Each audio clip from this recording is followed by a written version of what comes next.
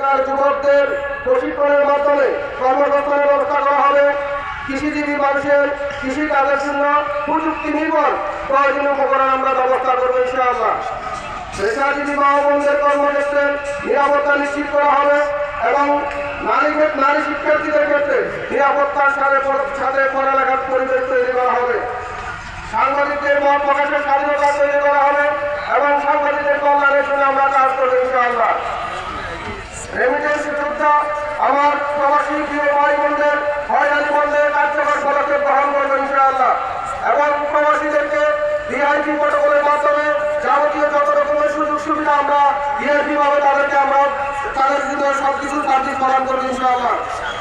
সরকারি কর্মকর্তা জবাবদিহিতা বাধ্যকর দায়বদ্ধতা নিশ্চিত করা হবে ইনশাআল্লাহ।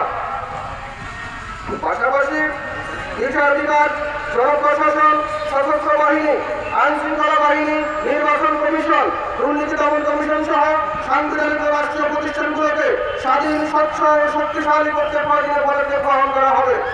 একটি কল্যাণের মাধ্যমে জনগণকে সম্পৃক্ত করে পরামর্শ ভিত্তিক পরিকল্পনা করে কাজ করা হবে ইনশাআল্লাহ। ভূমিবিন্যাস ও ব্যবহারনীতি, স্বাস্থ্য চিকিৎসা, শিক্ষা, শিল্প, বাণিজ্য, নিরাপত্তা, খাদ্য, বাসস্থান, জনবান্ধব বিচারিক নীতি, বণিজ্য, জলবায়ু নীতি, গবেষণা, উন্নয়ন, স্থানীয় সরকার নীতি, ফরওয়ার্ড নীতি ইত্যাদি প্রণয়ন বাস্তবায়নের লক্ষ্যে প্রয়োজনীয় পদক্ষেপ গ্রহণ করা হবে ইনশাআল্লাহ।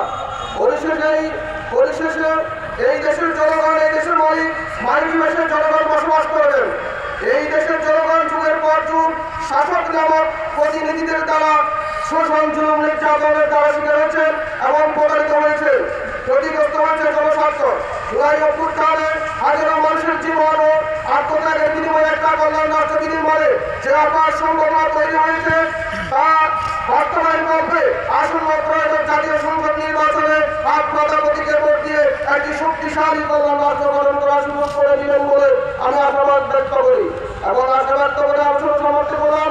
আবারও দামন মিয়া এবং সোনাগাজীবাসীর কাছে আবেদন, আগামীতে ইসলামের পক্ষে, মানবতার পক্ষে, ইসলাম দেশের পক্ষে আর প্রধানমন্ত্রীকে ভোট দিয়ে ইনশাআল্লাহ আমাদেরকে সর্বাত্মক কাজ করার সুযোগ করে দিবেন এই আশাবাদ করে এখানে আলোচনা সমাপ্ত করলাম। আসসালামু আলাইকুম ওয়া রাহমাতুল্লাহ।